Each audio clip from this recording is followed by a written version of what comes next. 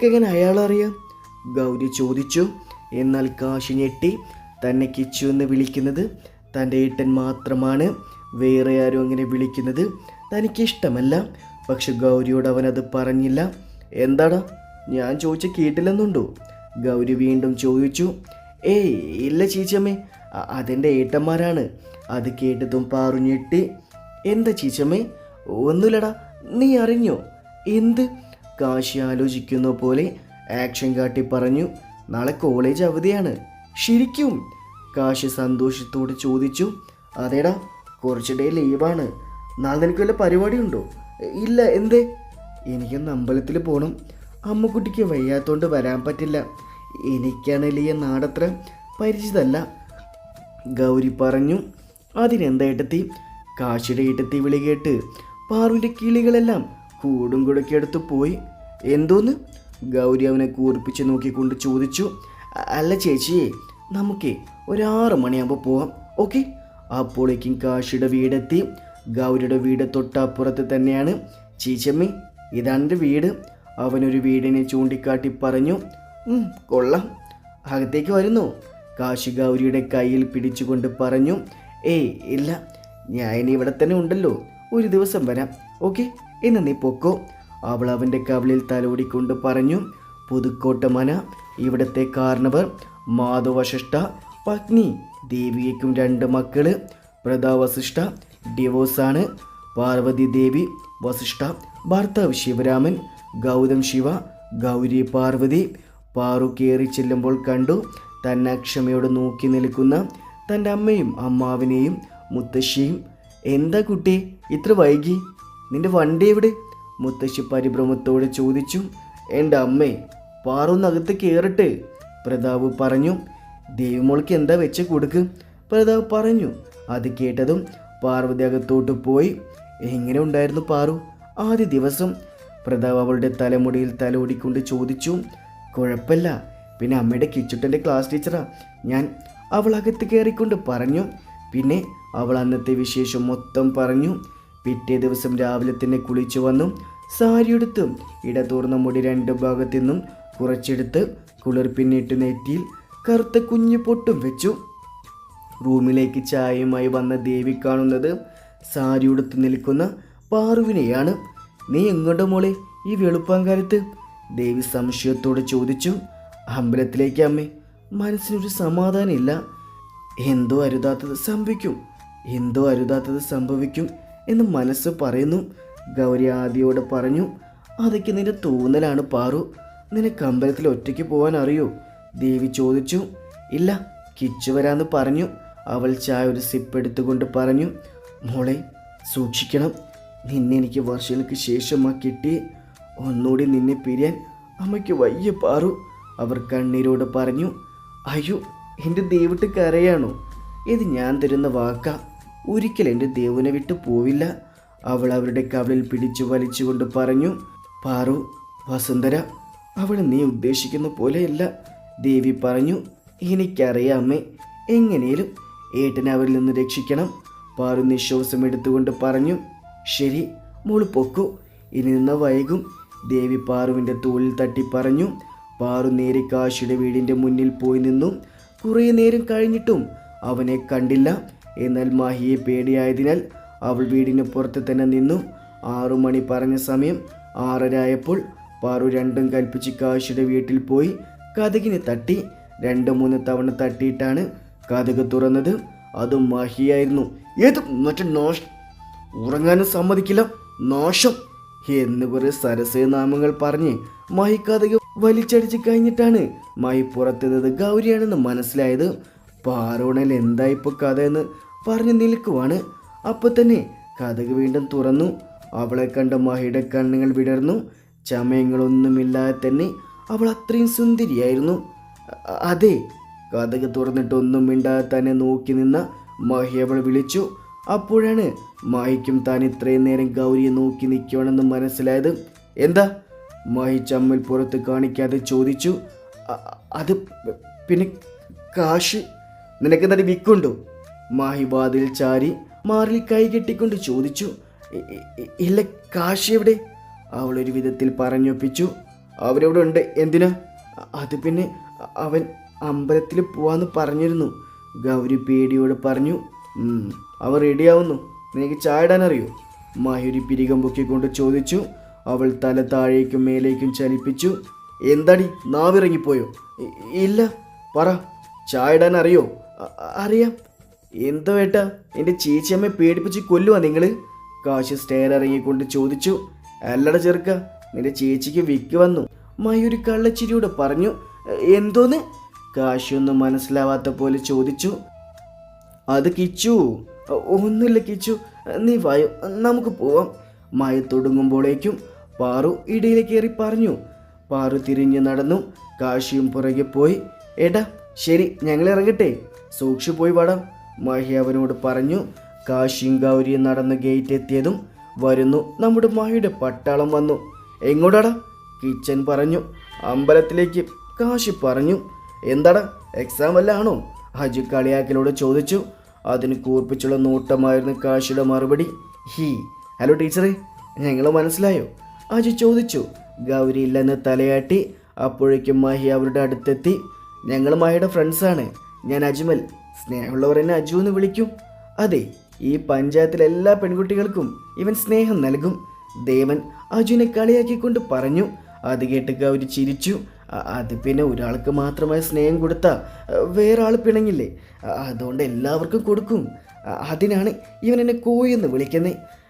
By the by, കുട്ടീനെ അജുവേട്ടെന്ന് വിളിച്ചു. അജു അവൾക്ക് നേരെ കൈ നീട്ടി പറഞ്ഞു. അവൾ ചിരിച്ചുകൊണ്ട് അജുവിന് കൈ കൊടുത്തു.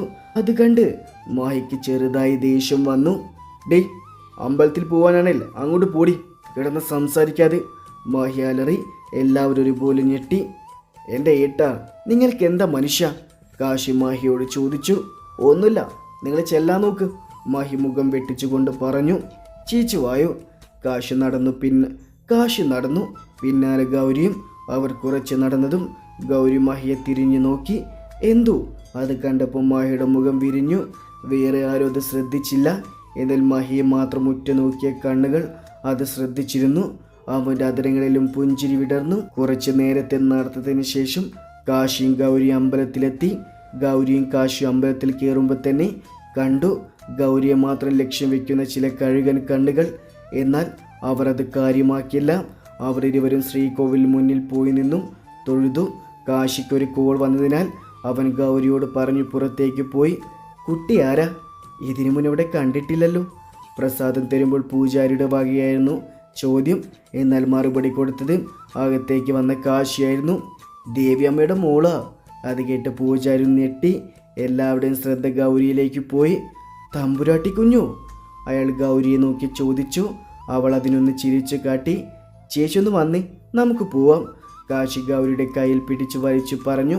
അവൾ അവൻ്റെ കൂടെ നടന്നു. ചേച്ചി, എനിക്കൊരു സ്ഥലം വരെ പോകണം. എൻ്റെ ഒരു ഫ്രണ്ടിൻ്റെ അച്ഛൻ മരിച്ചു. ചേച്ചി ഒറ്റയ്ക്ക് പോകുമോ? കാശി പരിഭ്രമത്തോടെ പറഞ്ഞു. ഞാൻ പോവാടാ, നീ പൊക്കൂ, ഗൗരി പുഞ്ചിരിയോടെ പറഞ്ഞു. സോറി ചേച്ചമ്മേ, അവൻ തലകുനിച്ചുകൊണ്ട് പറഞ്ഞു. നീ സെൻറ്റി അടിക്കണ്ട, പോവാൻ നോക്ക്, എനിക്ക് വന്ന വഴി ഓർമ്മയുണ്ട്, അവൾ പറഞ്ഞു. കാശി അപ്പം തന്നെ പോയി ശ്രീകോവിലിനെ വലം വെച്ചു. ഗൗരിയും ഇറങ്ങി. കുറച്ച് നടന്നാൽ ഒരിട വഴി കൂടെ വേണം പോവാൻ. അവൾക്കാരോ വിറകേണ്ടെന്ന് തോന്നി. തിരിഞ്ഞു നോക്കിയപ്പോൾ ആരെയും കണ്ടില്ല. പെട്ടെന്ന് അവളുടെ മുന്നിൽ 4 ചെറുപ്പക്കാർ വന്നു നിന്നു. അമ്പലത്തിൽ വെച്ച് കണ്ടവരായിരുന്നു. അവൾക്കുള്ളിൽ നല്ല ഭയം തോന്നിയെങ്കിലും അവൾ പുറത്ത് കാണിക്കാതെ പറഞ്ഞു. വഴിമാറ്, എനിക്ക് പോകണം. അവൾ അവരെ മറികടന്നുകൊണ്ട് പറഞ്ഞു. അങ്ങനെ അങ്ങ് പോയാലും സുന്ദരി, അതിലൊരുവൻ അവളുടെ കൈ തണ്ടയിൽ പിടിച്ചു പറഞ്ഞു. സംഭരിച്ചു വെച്ച അവളുടെ ധൈര്യമെല്ലാം ആ നിമിഷം ചോർന്നു തുടങ്ങി. അവൾ അവൻ്റെ കൈ വീടിപ്പിക്കാൻ ശ്രമിച്ചു. എന്നാൽ വിഫലമായി. അവൾ സർവശക്തിയും എടുത്ത് അവനെ തള്ളി മാറ്റി. അപ്രതീക്ഷിതമായുള്ള അവളുടെ നീക്കത്തിൽ അവൻ താഴെ വീണു. ആ സമയം അവൾ അവിടെ നോടി. പിടിക്കടാ മോളെ, അയാൾ മുരണ്ടുകൊണ്ട് പറഞ്ഞു. അത് കേൾക്കേണ്ട താമസം അവർ അവളുടെ പിറകെ ഓടി. പെട്ടെന്ന് തന്നെ അവരുടെ കാലുകൾ പിടിച്ചു കെട്ടിയതുപോലെ നിന്നു. അവൻ്റെ മുഖത്തെ അഗ്നിയിൽ അവർ വെണ്ണീർ ആവുമെന്ന് തോന്നി. അവൻ അവളെ ഒരു കൈ കൊണ്ട് ചേർത്ത് നിർത്തി, ഒരു കൈ കൊണ്ട് തലയിൽ തഴുകി. കവലയിൽ ഇരിക്കുമ്പോഴായിരുന്നു കാശിയുടെ കോൾ വന്നത്. അവനെങ്ങോണ്ടും അത്യാവശ്യമായിരുന്നു പോണം. പാറു അമ്പലത്തിൽ ഒറ്റയ്ക്കാണ്. അവളെ സുരക്ഷിതമായി വീട്ടിലെത്തിക്കണമെന്നായിരുന്നു അവൻ പറഞ്ഞത്.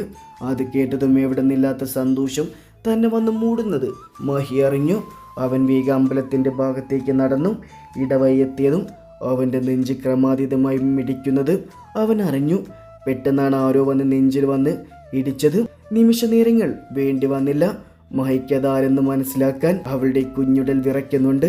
പിന്നാലെ വന്ന രണ്ടാളെ കണ്ടതും മഹിക്ക് ഏകദേശം കാര്യങ്ങൾ പിടികിട്ടി. അവൻ്റെ കണ്ണിൽ ചുവപ്പ് രാശി പടർന്നു. ഞരമ്പുകൾ പിടഞ്ഞെഴുന്നേറ്റു. മഹി, നീ എന്താ ഇവിടെ? അതിലൊരുവൻ മഹിക്കടുത്തേക്ക് വന്ന് ചോദിച്ചു. അവൻ്റെ കരണക്കുറ്റി നോക്കി മഹിയൊന്ന് പൊട്ടിച്ചു. അവൻ പിന്നോട്ട് പോയി. വേറെത്തിനടുത്ത് വന്നതും അവൻ കാറ്റിൽ പറന്നു പൊങ്ങി. ഡാ വിനീത്, നിന്നെ ഞാൻ ഒരു തവണ വാണിച്ചതാ, പെൺപിള്ളേരെ നിന്റെ മറ്റേ കണ്ണുകൊണ്ട് കാണരുതെന്ന്. ഇനി ഒരിക്കൽ കൂടി ഈ സാഹചര്യത്തിൽ നമ്മൾ കണ്ട പിന്നെ നിന്നെ പച്ചയ്ക്ക് കത്തിക്കും ഞാൻ. പറയുന്നത് മഹാദേവനാണ്, ഓർത്തു വെച്ചു. നീച്ചിപ്പോളം. അവന്മാർ ജീവനും കൊണ്ടോടി. ഈ സമയം അത്രയും മഹി പാറുവിനെ ചേർത്ത് പിടിച്ചിരുന്നു. ഒരിക്കലും കൈവിടില്ലെന്ന പോലെ പെട്ടെന്ന് പാറു മഹിയുടെ കൈകളിലേക്ക് വീണു. ഗൗരി! മഹി അവളുടെ മുഖത്ത് ആദ്യോട് തട്ടി വിളിച്ചു. ആ സമയത്താണ് കിച്ചനും അജുവും വന്നത്. എന്താടാ, എന്തുപറ്റി ഗൗരിക്ക്? കിച്ചൻ വേവലാതിപ്പെട്ടു. അതൊക്കെ ഞാൻ പറയാം, നീ വണ്ടി എടുക്കും. മഹി അലറി.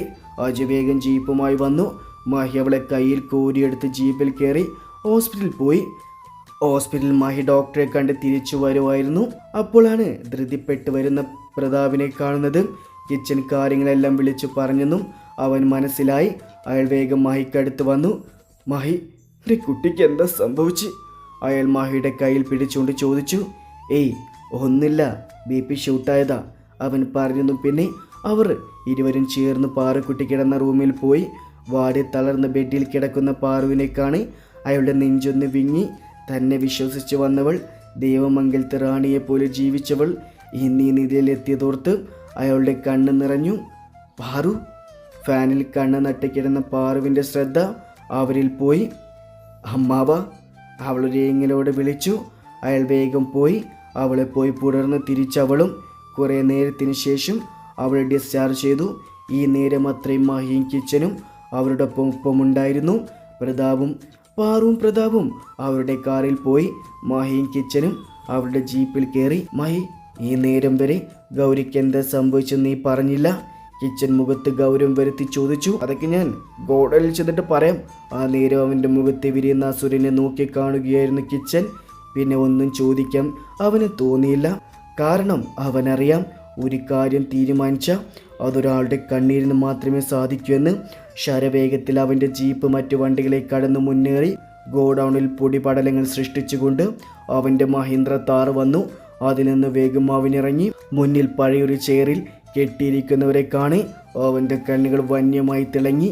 ഇരയെ കിട്ടിയ വേട്ടക്കാരൻ്റെ ഭാവമായിരുന്നു മഹിക്ക്. മഹി! ജോൺ വിളിച്ചു. അവനൊരു നേർത്ത മൂലൽ നൽകി. എന്തിനാണ് ഇവന്മാരെ? അവൻ്റെ കണ്ണിലെ തീക്ഷ്ണതയിൽ ജോൺ ചോദിക്കാൻ വന്നത് പകുതിയിൽ നിർത്തി. ഇവന്മാർ അറിയണ്ടേ എൻ്റെ പെണ്ണിനെ തൊട്ടുള്ള ശിക്ഷ? അവൻ്റെ അതരം വന്യമായി വിടർന്നു. നീ എന്താ പറയുന്നത് മഹി? കിച്ചനൊന്നും മനസ്സിലാവാതെ ചോദിച്ചു. മഹി അവനെല്ലാം പറഞ്ഞു കൊടുത്തു. കേട്ട് കഴിഞ്ഞ് കിച്ചൻ്റെ മുഖം ദേഷ്യം കൊണ്ട് വലിഞ്ഞു മുറുകി. അവൻ ഓടിപ്പോയി അവിടെ കെട്ടിയിരിക്കുന്ന വിനീതിൻ്റെ ഗൗരിയുടെ കയ്യിൽ പിടിച്ചവൻ നെഞ്ചിൽ ആഞ്ഞു ചവിട്ടി. ജോണ് വന്ന് അവനെ പിടിച്ചു മാറ്റി. അജു വിനീതിനെ പിടിച്ചെഴുന്നേൽപ്പിച്ചു. എന്നെ വിടടാ ഈ നോയിട്ടു ഡാഷ്. അപ്പോഴേക്കും മഹി വിനീതിൻ്റെ അടുത്തെത്തി. മഹിയെ കണ്ടതും കിച്ചനും ഒന്നടങ്ങി അവൻ്റെ കയ്യിൽ പിടിച്ചു. ഈ കൈ കൊണ്ടല്ലേ നിന്റെ പെണ്ണിനെ പിടിച്ച്? ഇനി നിനക്കിത് വേണ്ട. അവൻ്റെ മുഖത്ത് പൈശാചികമായൊരു ചിരി വിടർന്നു. ആ! എല്ലാവരും വിനീതിൻ്റെ അലർച്ചയിൽ നെട്ടി. മഹി അവൻ്റെ കൈകൾ പറിച്ചെടുത്തു. ഹരി! മഹി അലറി. യെസ് സർ, അയാൾ വിറച്ചുകൊണ്ട് പറഞ്ഞു. തെളിവുകളൊന്നും വെക്കേണ്ട, തീർത്തേക്കും രണ്ടെണ്ണത്തിനെയും. അതും പറഞ്ഞ് മഹി വേഗം പോയി. സമയം ഏകദേശം രാത്രി 10 മണിയോടടുത്തു. മഹി ഒരു വീടിൻ്റെ മതിൽ ചാടി വീടിനെ മൊത്തത്തിൽ ഉറ്റുനോക്കി. മുകളിലെ റൂമിൽ വെളിച്ചം കണ്ടപ്പോൾ അവന് മനസ്സിലായി അത് അവനെ കാണേണ്ട ആളുടെ മുറിയാണെന്ന്. അവനൊരു വിധത്തിൽ ബാൽക്കണി റൂമിൽ കയറി. അവൻ്റെ കണ്ണുകൾ 4 പാടും പരതി. അവൻ്റെ പ്രാണന് വേണ്ടിയാണ്. പെട്ടെന്നൊടുവിൽ മഹിയുടെ കണ്ണ് അവൻ്റെ പ്രാണനിലുടക്കി നിന്നു. അവൻ്റെ അതരങ്ങൾ വന്യമായി തിളങ്ങി.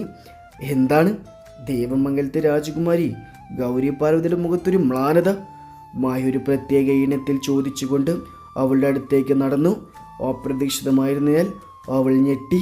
എന്നാൽ ഡോറിനടുത്ത് നിൽക്കുന്ന മാഹിയെ കാണി അവളുടെ അതിരങ്ങളിൽ പുഞ്ചിരി വിരിഞ്ഞു. എന്തോ ആലോചിച്ചപ്പോൾ പുഞ്ചിരിക്ക് പകരം പരിഭ്രമം വന്നു നിറഞ്ഞു. ദേവേട്ട, നിങ്ങളെന്താ മനുഷ്യ ഇവിടെ? അവൾ ടെൻഷനോട് ചോദിച്ചു. എന്തേ, എനിക്കെൻ്റെ വീട്ടിൽ കയറി എൻ്റെ മുറപ്പെണ്ണിനെ കാണാൻ ആരുടെ അനുവാദം വേണോ? മാഹി അവളുടെ അരയിലൂടെ കൈയിട്ട് അവനോട് ചേർത്ത് നിർത്തി. ദേവേട്ട, അവൾ ചിണങ്ങിക്കൊണ്ട് അവനെ പിടിച്ചു. കുറെ ദിവസമായിട്ട് ഞാൻ പട്ടിണിയല്ലേ, ഇന്നെനിക്ക് കിട്ടിയേ പറ്റൂ. അവൻ അവളുടെ ചുണ്ടുകൾ നോക്കി പറഞ്ഞു. എന്ത്? അവൾക്ക് അവൻ ഉദ്ദേശിച്ചത് മനസ്സിലായെങ്കിലും അവൾ അറിയാത്ത പോലെ ഭാവിച്ചു. ഉമ്മതെ, ഇവിടെ. അവൻ അവൻ്റെ ചുണ്ടുകൾ തൊട്ട് കാണിച്ചുകൊണ്ട് പറഞ്ഞു. ഞങ്ങൾ തന്ന മതിയ മോനെ മായിക്കുട്ട ഉമ്മ. എവിടെ നിന്നൊരു അശ്ലീലി കേട്ട മാഹി റൂമിനെ ചുറ്റി കണ്ണൊടിച്ചു. ഈ വൃത്തികെട്ട ശബ്ദം ഞാൻ എവിടെ കേട്ടിട്ടുണ്ടല്ലോ എന്ന് പറഞ്ഞ് കട്ടിലിൻ്റെ മറുവശം പോയതും കണ്ടു. താഴെ കിടന്ന് ഗെയിം കളിക്കുന്ന കിച്ചുനെയും അവൻ്റെ നെഞ്ചിൽ കാൽ വെച്ച് കിടക്കുന്ന അജുവിനെയും തൊട്ടപ്പുറത്ത് ജോണും ജോണിൻ്റെ കാലിൽ തല വെച്ച് കിടക്കുന്ന ദേവനുണ്ട്. നോക്കട ഉണ്ണി, ഇത് ഞങ്ങളല്ല, അജു പറഞ്ഞു. നിങ്ങളെന്താ ഇവിടെ? മാഹി ചോദിച്ചു. നീ എന്ന് മതിൽ ചാടുമെന്ന് അറിയാം, അതുകൊണ്ട് ഞങ്ങൾ നേരത്തെ മതിൽ ചാടി. കിച്ചൻ എണീറ്റു. ഒപ്പം ബാക്കിയുള്ളവരും. പെങ്ങളുടെ ആങ്ങളയ്ക്ക് അവളുടെ സുരക്ഷ നോക്കിയല്ലേ പറ്റുള്ളൂ. കിച്ചനൊരു നെടുവീർപ്പിട്ടു. ഗൗരിയുടെ തോളിൽ കൈയിട്ടുകൊണ്ട് പറഞ്ഞു. എന്താ രണ്ടെണ്ണത്തിൻ്റെ അഭിനയം, ഞങ്ങളിവരെ വിശ്വസിച്ചു പോയി. ദേവൻ ഗൗരിയുടെ മറുതോളിൽ കൂടെ കൈയിട്ട് പറഞ്ഞു. എൻ്റെ പാർവി പിന്നെ അഭിനയിക്കാൻ അറിയാം, പക്ഷേ മൈ നിനെക്കുട്ടി കൺട്രോൾ ഇല്ലട്ടോ. ഇവിടെ കാണുമ്പോഴുള്ള വായ്പുളി ഞാൻ കാണുന്നുണ്ട്, ജോണ് പറഞ്ഞു. അതെ അതെ, അജുവും അതിനെ സപ്പോർട്ട് ചെയ്തു. ശരി വെച്ചു.